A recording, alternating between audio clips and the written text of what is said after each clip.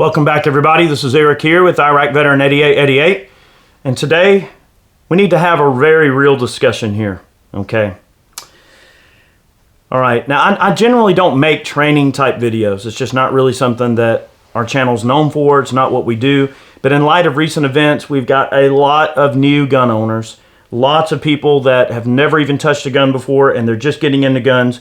And understandably so, there's some people that are afraid, they're worried, okay, whatever those reasons might be. They feel like they need to protect their families, their communities, their households. Maybe they don't trust the government.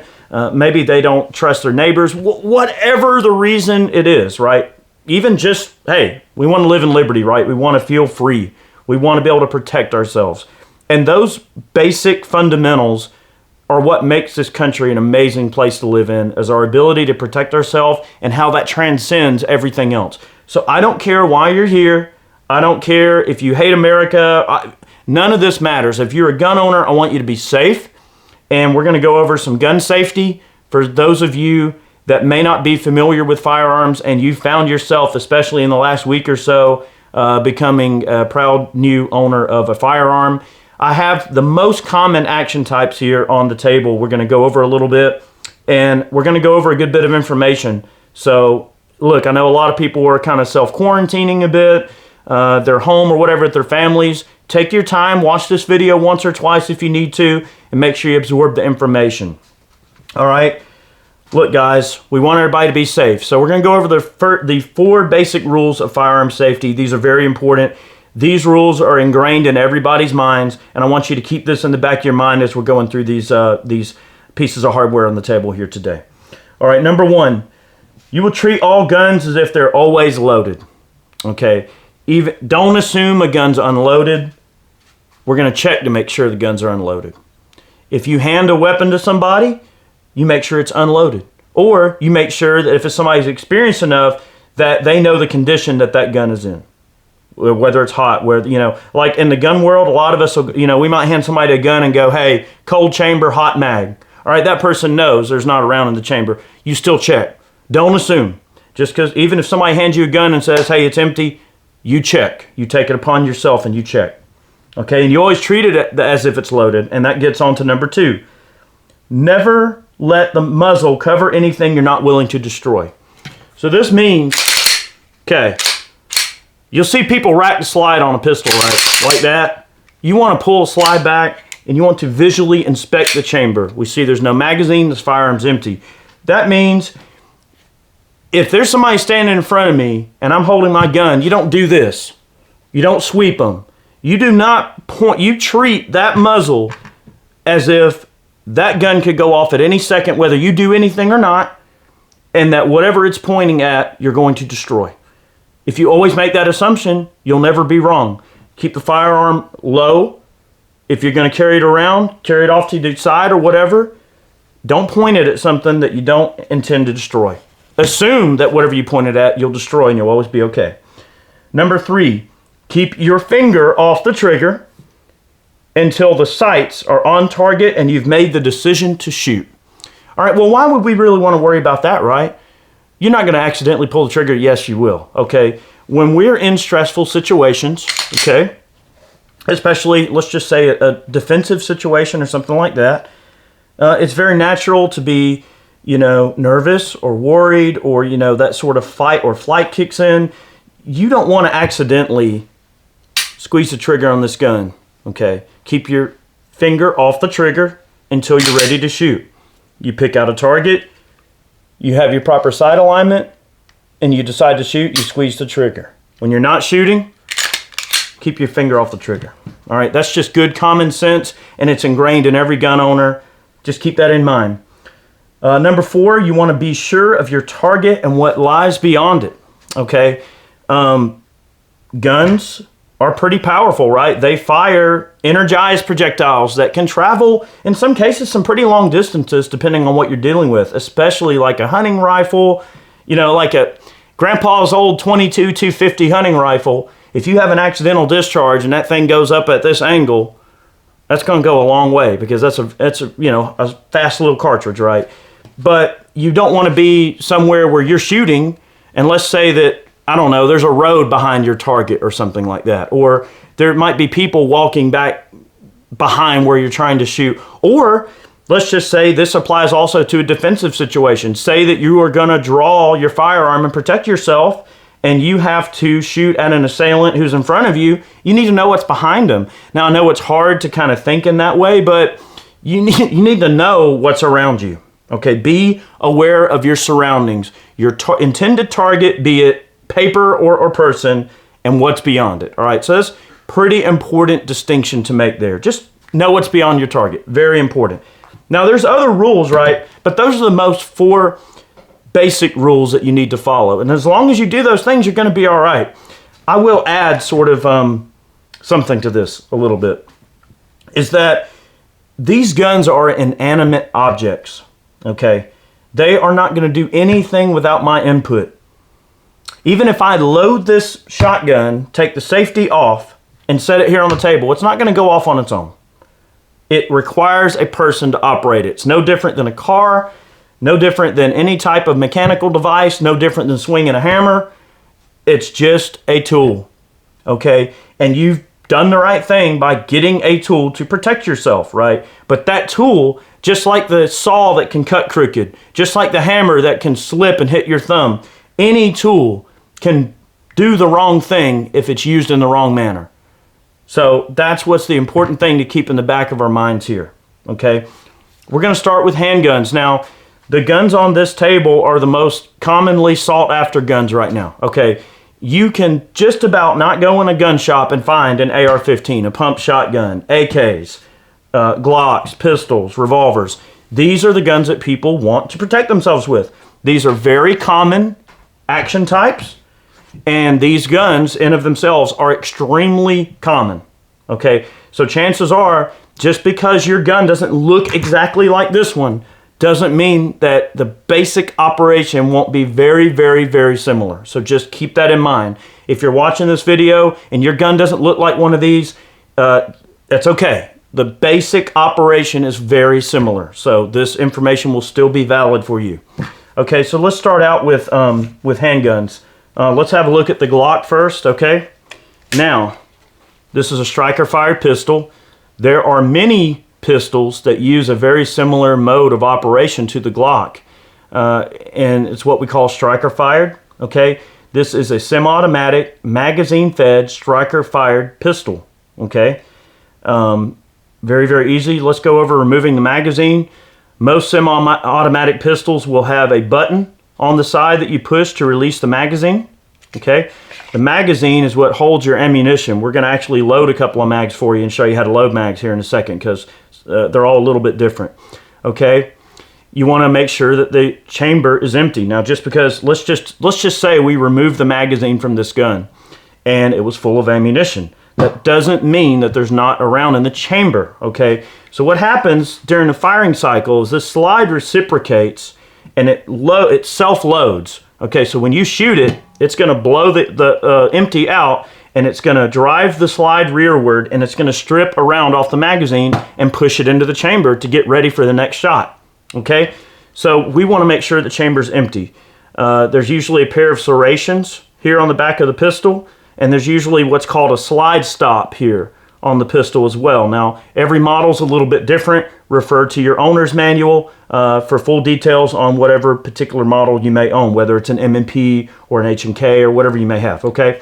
But you will push up with your thumb on that stop. You're gonna pull the slide to the rear, okay? As you push up on this stop, it's gonna lock the slide to the rear. You don't have to lock the slide to the rear to inspect the chamber, okay? You can also simply pull the slide back and hold it back, and I visually inspect the chamber and I can see that it's empty.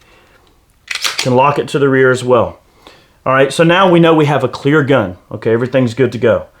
We will go over loading magazines a little bit. You need to refer to your instruction manual, but I want people to understand the difference between these actions because they are all a little bit different. All right, I've verified that this thing's empty. All right, no big deal. All right, if I let go of the slide stop and push it down, it's going to allow the slide to slam forward. That's normal, okay?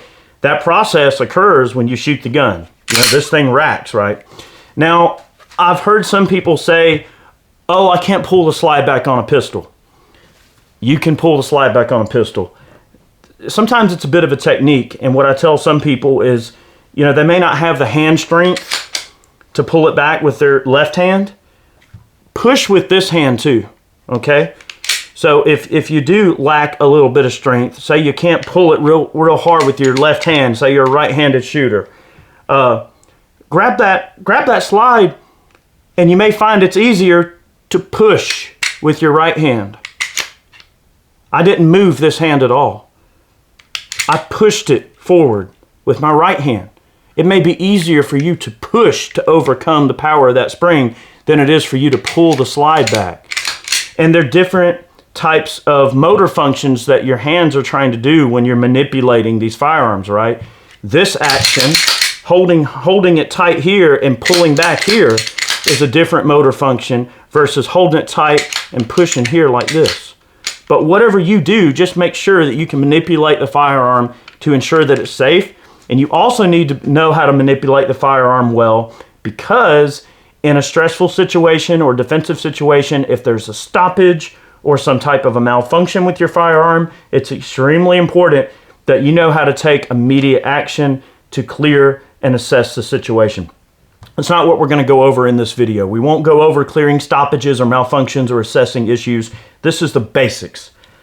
A striker-fired pistol contains an internal striker. It's basically like, kind of like a firing pin, right? But it's self-contained within the slide of the pistol. So when people are looking at a striker-fired pistol, you don't see an external hammer or something like that. I know a lot of people are confused by that. If you're a new gun owner, you're like, okay, well, how does it shoot? Well, when you click, you know, you hear the something dropping there, but what is it, right?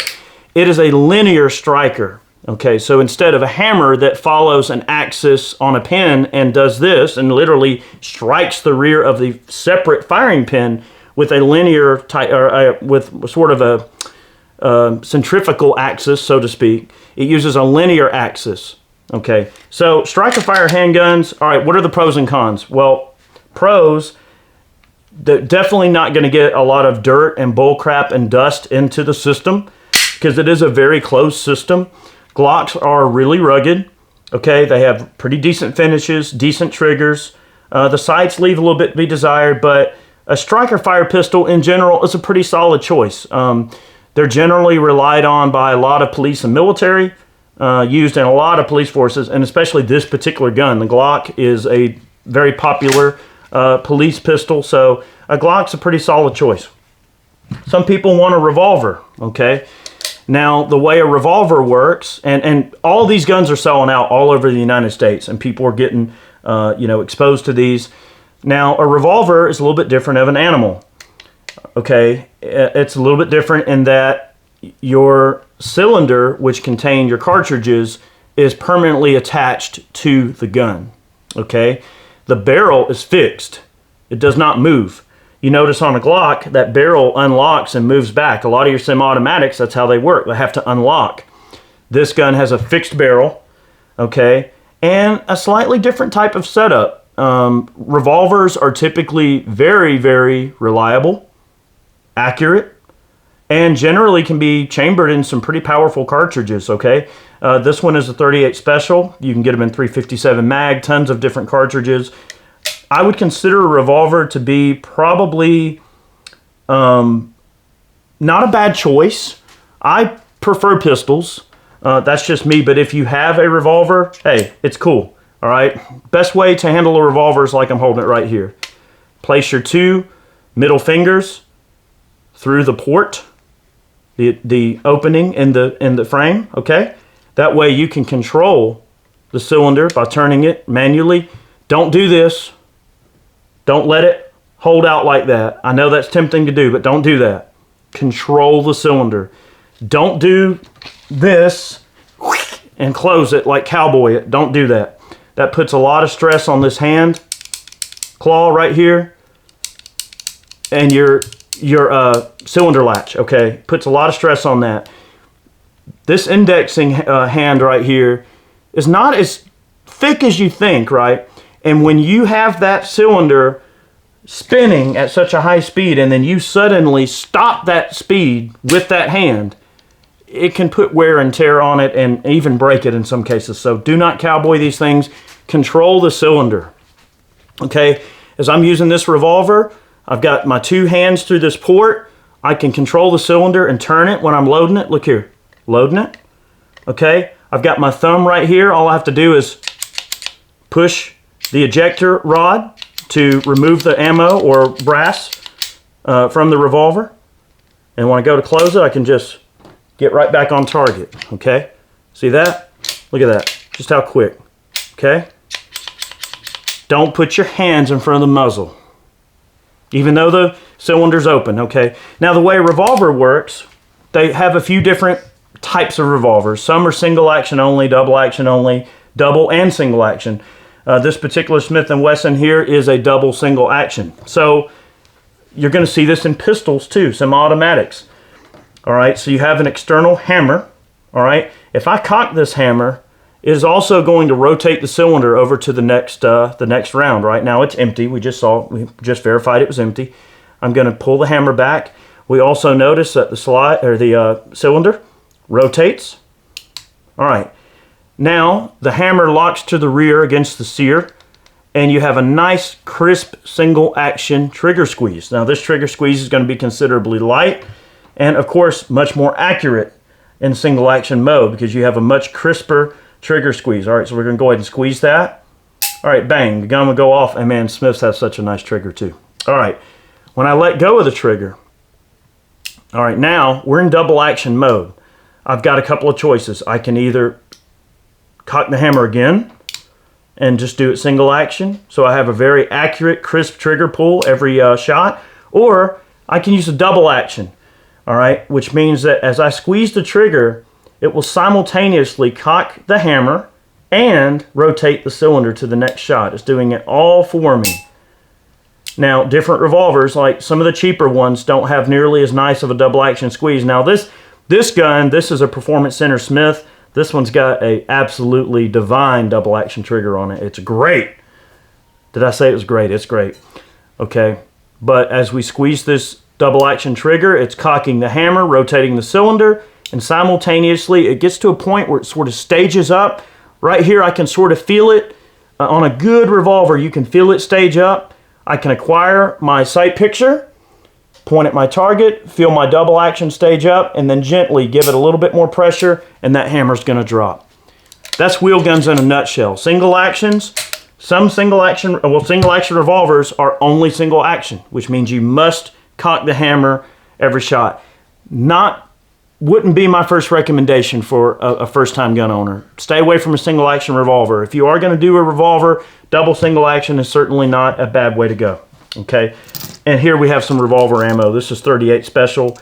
These are Glacier safety slugs. These are great ammo, okay? And of course, it goes without saying, to load a revolver, you obviously can take loose rounds and simply put them into each chamber until it's full and close it. And you can index it anywhere. It doesn't matter what position the cylinder's in. Wherever you index it, that's your starting point. They also make speed loaders and moon clips for loading revolvers a little bit quicker too, okay? And we are going to go over loading some magazines here in a minute. I just want to go over the action types first.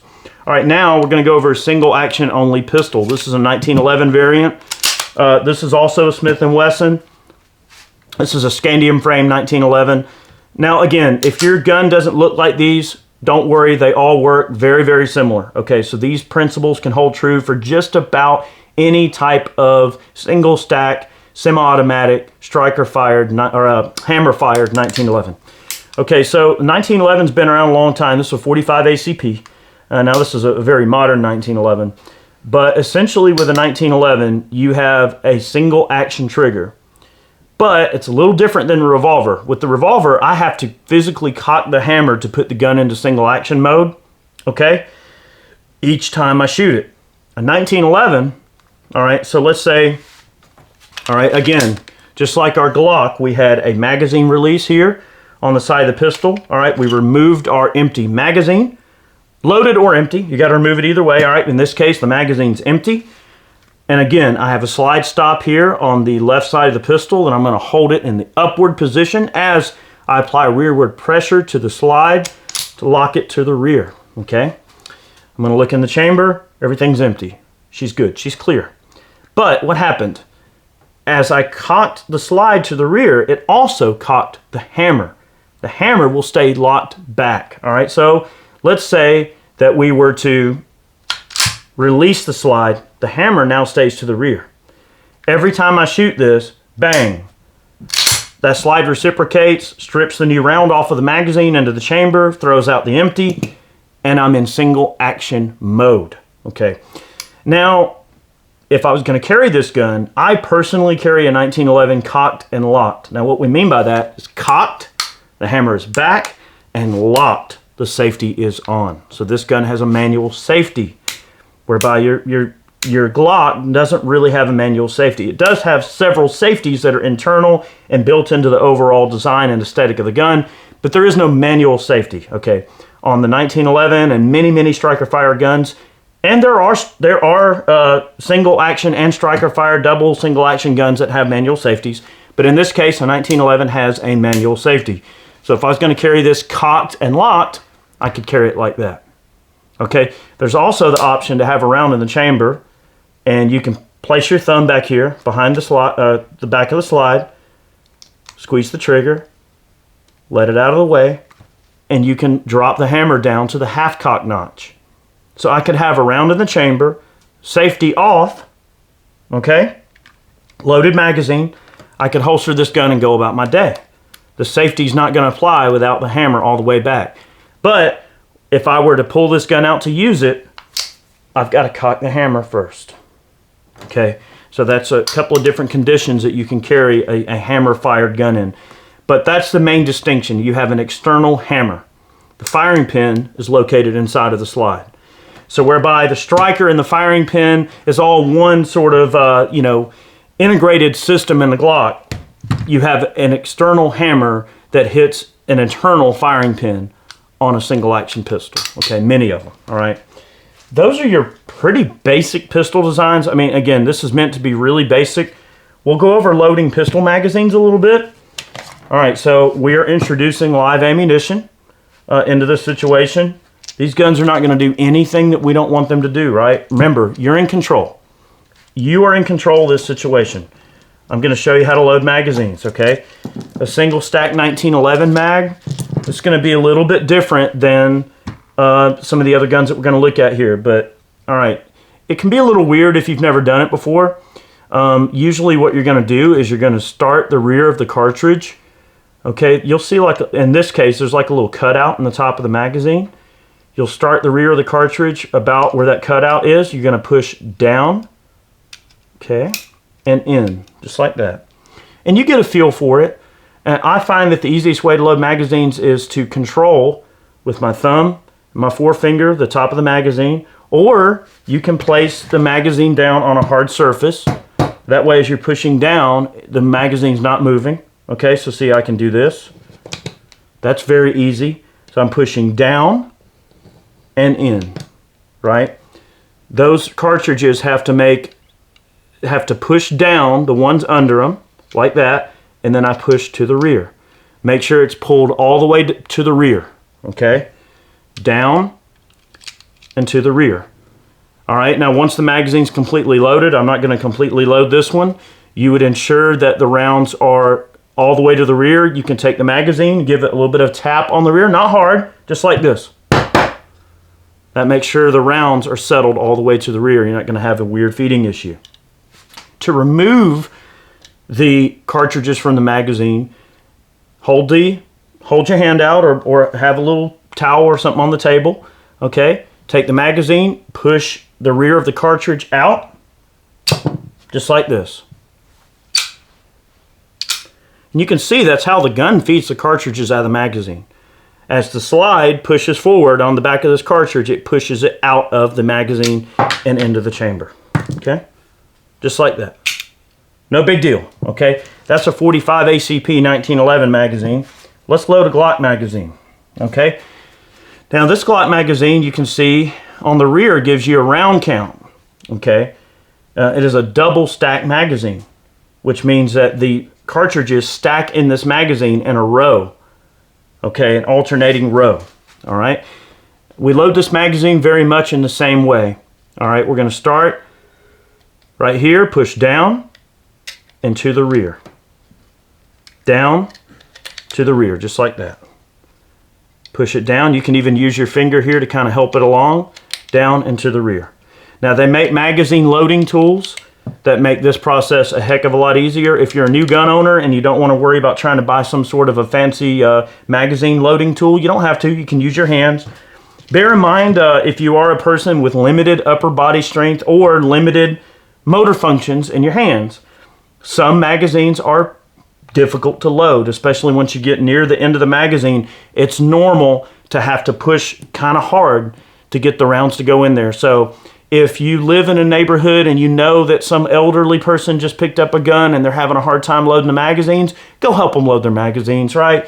You know, just the right thing to do. Okay, so that's pistol mags. We already went through our revolver. So let's get away from handguns for a moment, and we just unloaded our Glock mag, obviously.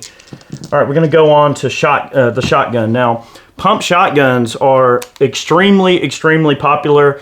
They're all over the place, and there's a heck of a lot of these being sold all over the United States right now. Very popular gun right here, okay?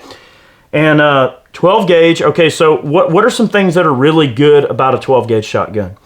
Well, one is that they do have a heck of a good wallop, okay? You've got some really good power in a 12 gauge shotgun, but a lot of it is dependent on the ammo choice that you use, okay? Shotguns are very versatile, that they can chamber a wide variety of different shells, okay? Obviously, make sure it says 12 gauge on it. Don't put the wrong gauge in your shotgun, but primarily for defensive purposes and life and liberty, you're going to be looking at buckshot and slugs. Now, keep in mind that a shotgun slug penetrates a pretty good bit. So if you live in an apartment or something like that, or if you're in close proximity to someone else's abode, you probably want to consider that. You know, remember, what was our rule we talked about? Know your target and what is beyond. Okay, well, if I'm going to launch a high velocity slug at 1,600 feet per second through an apartment complex, I think it's safe to say that, yeah, I might hurt Mr. Robber who's trying to hurt my family, but I may also shoot through the wall and hurt an innocent bystander. So a slug may not be the best choice for an in-close home defense situation if you're in a very tight neighborhood or something like that. Maybe some number 4 buckshot or something like that would be a better choice for in close. And we've actually done penetration testing with lots of different shotgun rounds, and in our testing we found number 4 buckshot to be one of the safest home defense loads if you're going to run buckshot, especially if you're in a tight-in, close area in an apartment complex, or you're worried about shooting into someone else's dwelling, okay? You owe it to yourself as a firearms owner and everyone around you to make sure you're choosing the right ammunition and the right tool for the job, okay? Even if you're not going to train yourself or know how to use something really well and gain like an utmost amount of proficiency on what you're dealing with, you still need to know that, yes, some rounds carry a little more than others. Now, I live out in the sticks a bit. I keep a couple of shotguns. And I do have one shotgun I keep loaded with slugs, because you never know if you need to reach out 50, 60 yards. But I'm in the middle of nowhere, and it's just Brandy and I, and we're not worried about hurting innocent bystanders. So keep that in mind, that there are a lot of different 12 gauge rounds, and not all 12 gauge rounds are created equal. Birdshot, at close range, it's going to be unpleasant to get hit by it, but it's not going to carry the same weight energy-wise in terms of getting rounds through an assailant as a buckshot or slug round is going to do. So keep that in mind, as there's a lot of different 12 gauge rounds and they're not all created equal. All right, so keep that in mind when you're choosing something to defend yourself with. All right, a pump shotgun is a pretty cool setup. These are very common. There's going to be, now this is a Mossberg. If you have a Remington, the release is going to be up in front of the trigger guard, up here. If you have a Mossy, it's going to be back here. There's a button right here. On the Mossberg, it's here. On the Remington, it's here. That releases the slide, okay? So this pump bar, this action bar, is connected to the bolt.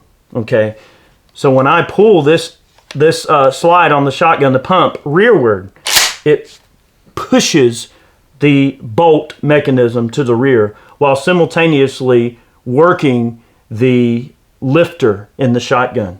Okay, here's your chamber. All right, we're going to look and we see visually it's empty. Okay, we can also, from the open ejection port, we can look down and I can see the follower on the magazine tube. That lets me know that there's no rounds in the magazine.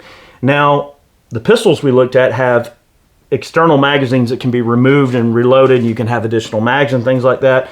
A shotgun like this, the magazine is integrated into the shotgun. This is a magazine tube right here, okay? The safety on both actually a Remington has a push button safety on the trigger guard, and Mossberg has safety back here, okay? Two important distinctions. So if you're running a Remington, your safety is going to be a little button right there. So anytime you see a safety on any gun you run into, remember, on a push button safety, whether it's a hunting rifle or a shotgun, red means dead. Okay, so if you push a button and it exposes red color, red means dead. That means the gun is off safe. And that applies to a lot of things, all right? So let's see if red means dead here, right? So if I take the safety on the shotgun and I push it forward, uh-oh, red means dead. What do we see? A little red dot. That lets me know that the gun is off safe. Beware, right? Red means danger, okay? If we pull the bar to the rear, safety's on, okay? And we've already verified the gun is empty. Now, I'm not going to load this particular gun here on this film, but you basically take the shells and you push them into the magazine tube. I'm not going to push it in all the way because we're in a studio. I don't want to blow a hole in the ceiling. That'd be embarrassing. Funny and learning experience, but embarrassing. But you push them in until they lock, and you continue to push the shells in until you can't put in any more. Most of these hold 7 or 8 shells, something like that.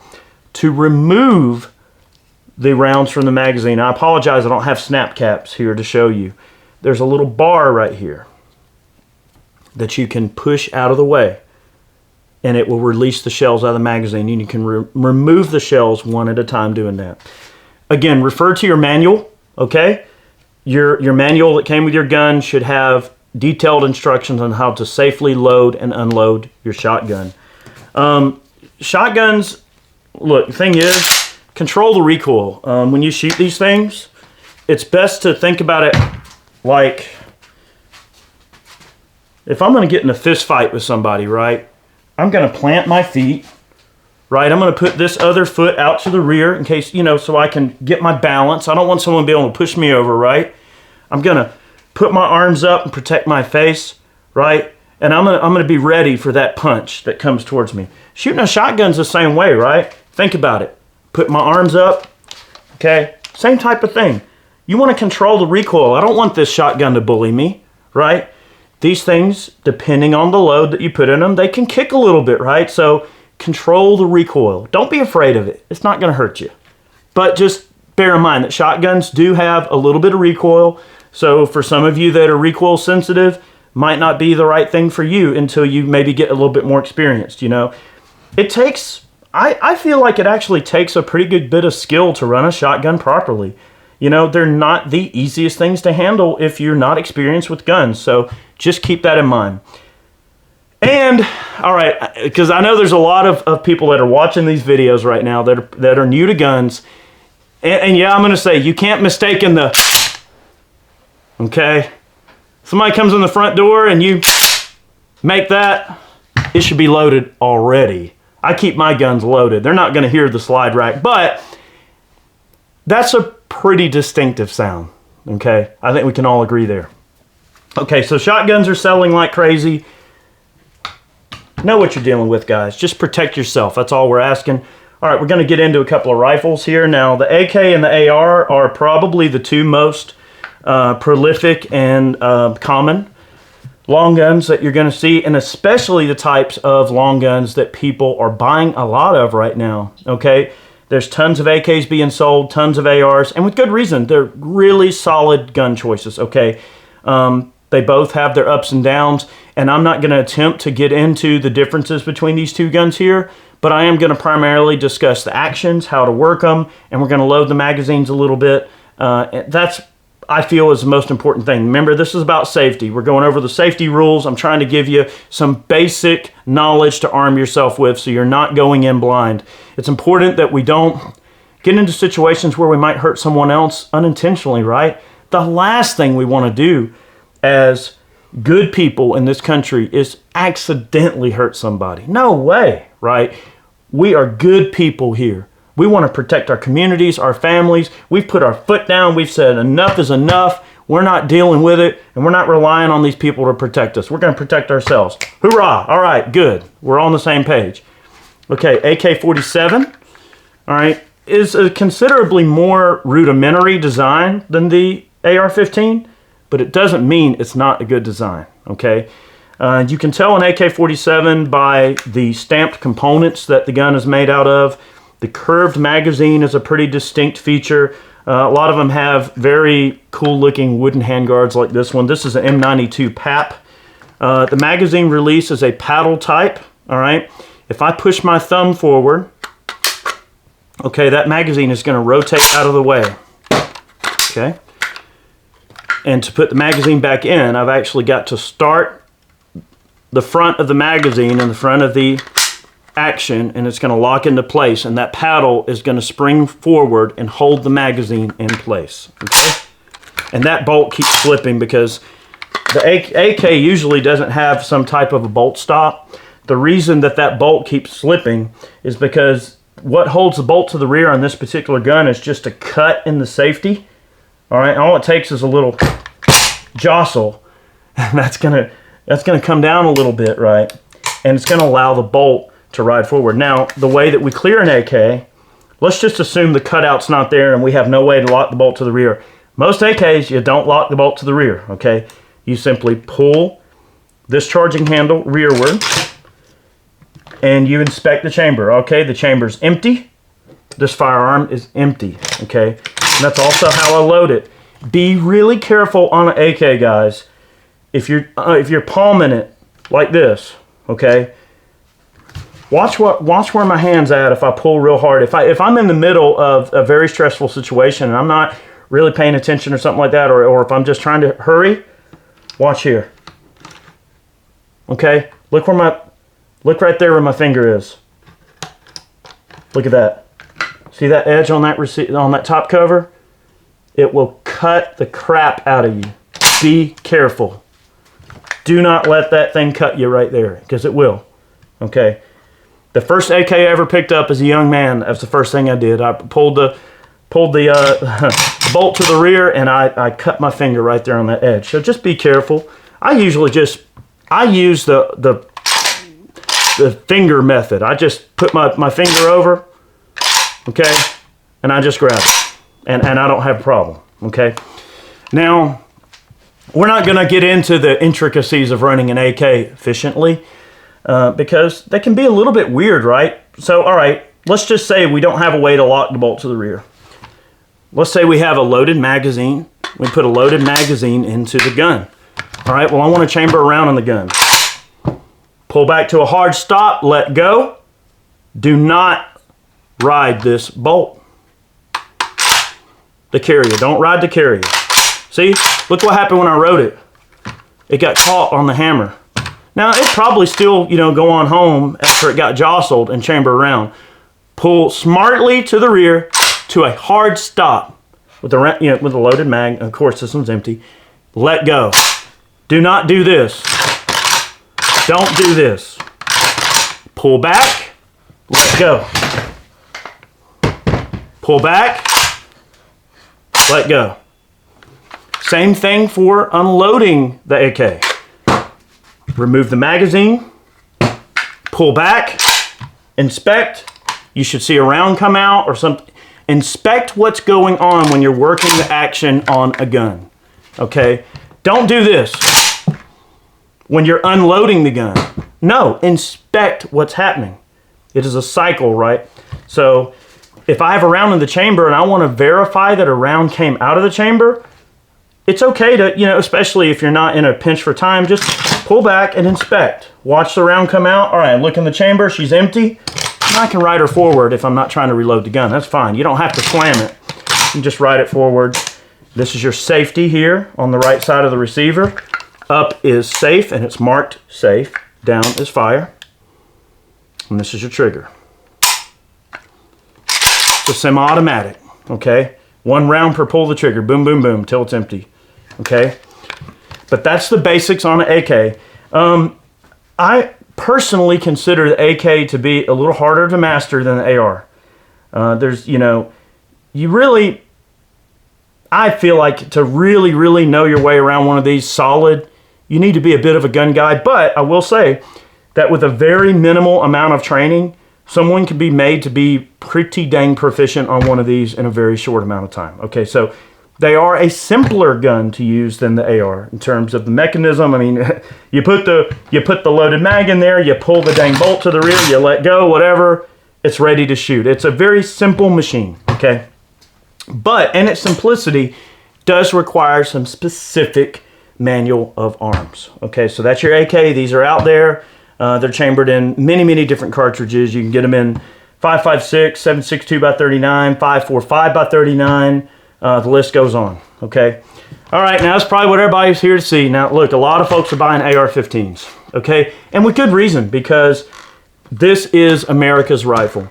Do not let the media demonize this gun, because you went into a store and bought one, okay?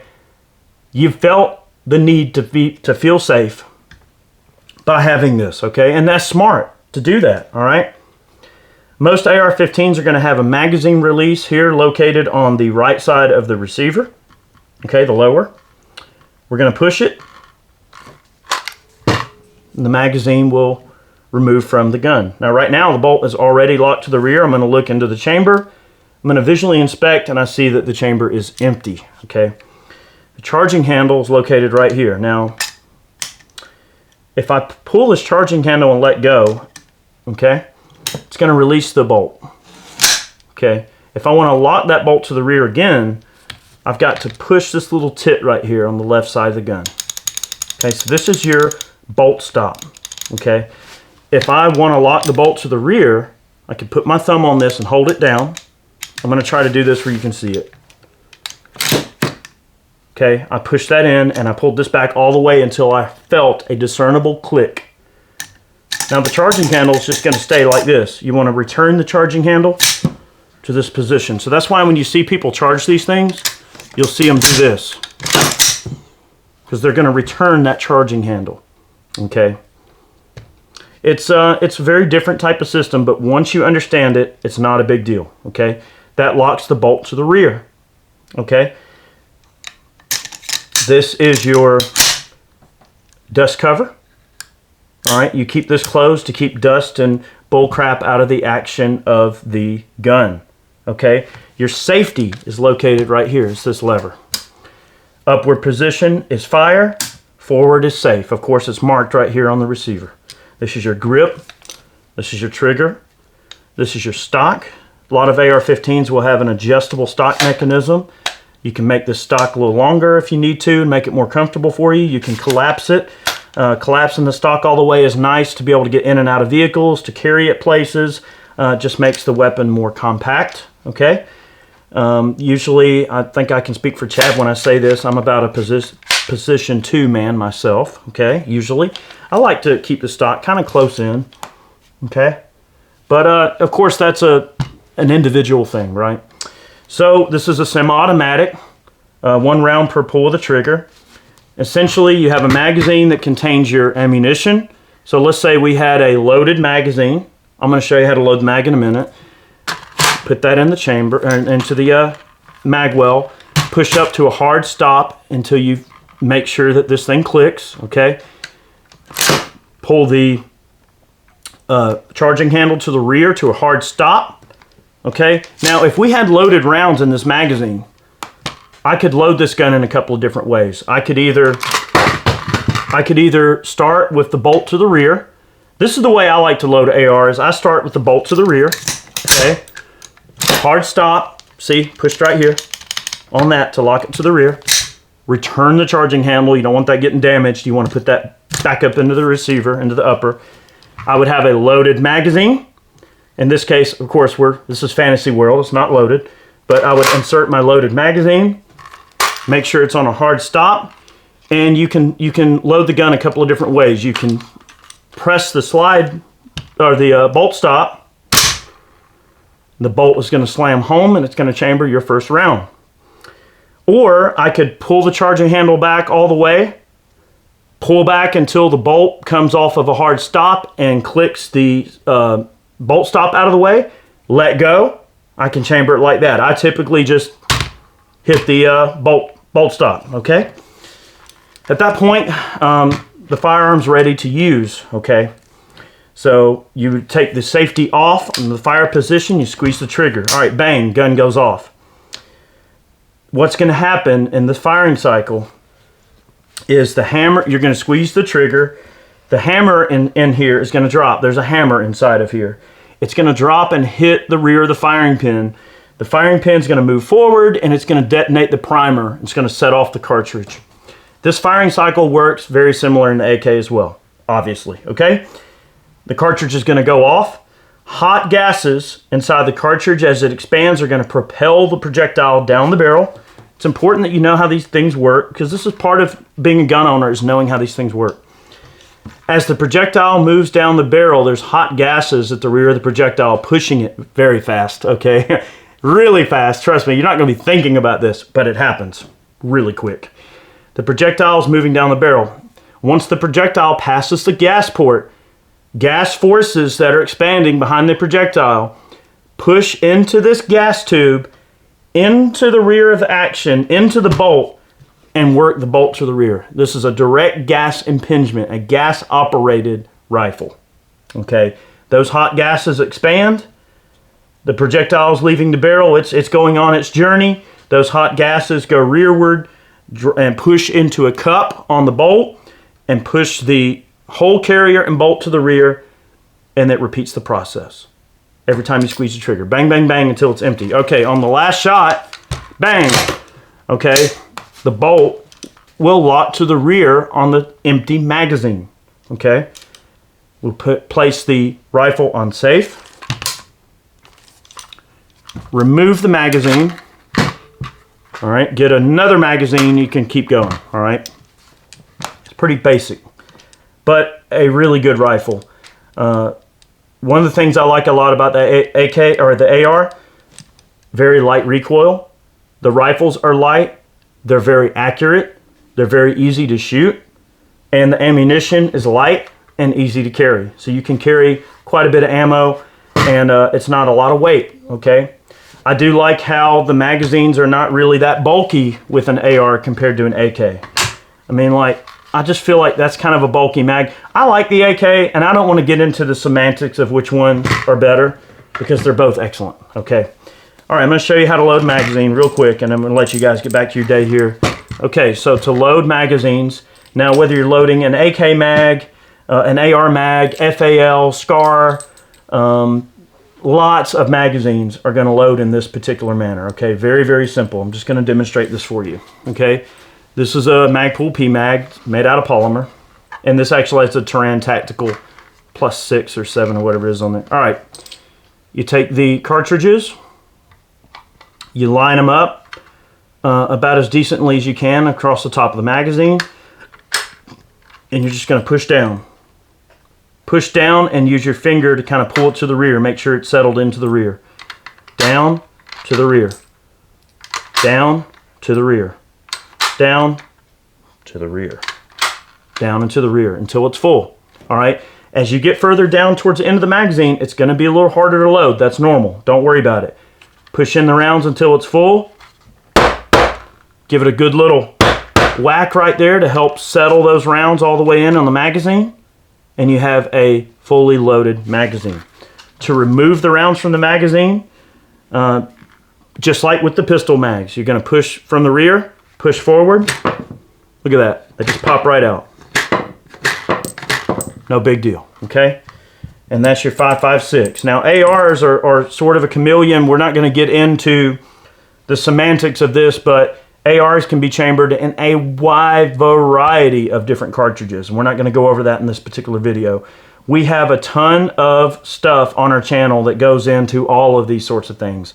And we're not going to get into that here, but I encourage you, if you're a new gun owner, take the time to learn your firearm in and out, know how to take it apart, clean it, which we're not going to cover in this video. I wanted this to be the basics. There's a lot of new gun owners out there. We don't want you to be a liability to yourself or the people around you. We want our community to be safe and responsible. You are now a part of a club, right? Like, you're with us, right? You own a gun. Congratulations. Hurrah. Protect yourself. All that good stuff. But know that it is a tool, and we take care of our tools. We know how to use our tools, and it's important that you as a new gun owner understand safety and understand how these actions work, and understand that owning a gun is a responsibility, right? And it's a responsibility that we take extremely seriously. We want our communities to be safe. We want our families to be safe. We want people to be able to protect themselves. We don't care what your reason for owning a gun is in this video. We're not trying to draw political lines here. We don't care about any of that. Right now, all I see is my fellow Americans wanting to protect themselves. And I wanted this video to be sort of for you, the new gun owner, okay? So, good on you to protect yourself. If you have to watch this video a couple of times to grasp the concepts, go ahead, do what you need to do. We're gonna put a couple of links down in the description box below that take you to some of our other videos. I've got a video on comparing the 870 to the 590. That'll probably be really helpful for some of you. We have multiple videos on AKs, ARs that'll probably be really helpful to you. You know, we've done basic videos on just about every gun on this table, so we'll put some links down in the description box below if you want to dive a little deeper, okay, into some things. I know I've got a gunsmithing video where we talk about just basic gun maintenance, like cleaning your pistols and stuff like that. I'll put that in the description box so that you can, you know, refer to that if you need help keeping your gun clean. So guys, look, live in liberty.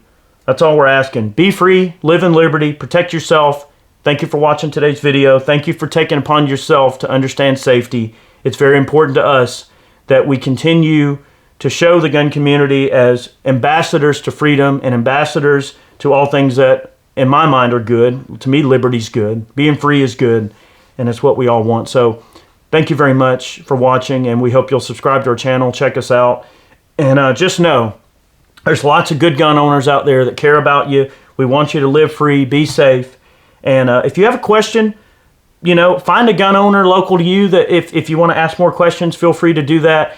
You are not going to run into a single gun owner anywhere that's going to be a turd towards you and say, oh, I'm not going to show you that. Trust me, they will show you. They're going to want to make sure that you have the necessary tools in terms of knowledge that you need to protect yourself, okay?